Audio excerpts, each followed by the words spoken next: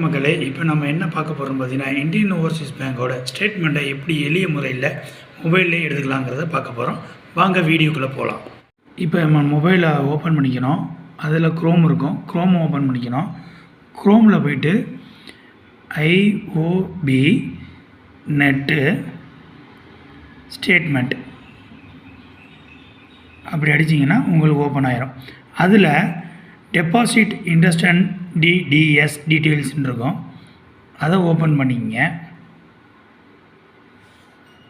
Open பண்ணியோன்னே நம்மளுக்கு first வந்து என்னென்னு பார்த்தீங்கன்னா இன்டர்நெட் பேங்கிங் வரும். நம்மள்ட்ட இன்டர்நெட் பேங்கிங் இல்லைனாலும் ஒன்றும் பிரச்சனை இல்லை. இது நம்ம க்ரோமில் தான் யூஸ் பண்ணுறோம்.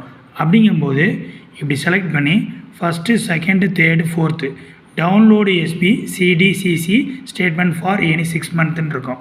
அந்த 6 மந்த் இதை நம்ம ஓப்பன் பண்ணுறோம். ஓப்பன் பண்ணிவிட்டு நெக்ஸ்ட்டு கொடுத்துட்றோம். நெக்ஸ்ட்டு கொடுத்தோன்னே நம்மளுக்கு வந்து அக்கௌண்ட் நம்பர் கேட்கும். அடுத்து பார்த்தீங்கன்னா நம்ம ரிஜிஸ்டர் மொபைல் நம்பர், பேங்க் அக்கௌண்ட்டில் என்ன மொபைல் நம்பர் கொடுத்துருக்கீங்களோ அது கொடுத்துட்டு ஃப்ரம் அண்ட் டு எந்த டேட்லேருந்து எந்த டேட்டு வரைக்கும் வரணும் அப்படிங்கிறது இருக்கும். அதேமாரி பார்த்தா அந்த கேப்சா இருக்கும். அதையும் கிளிக் பண்ணி நம்ம நெக்ஸ்ட்டு கொடுத்துடணும். சரிங்களா?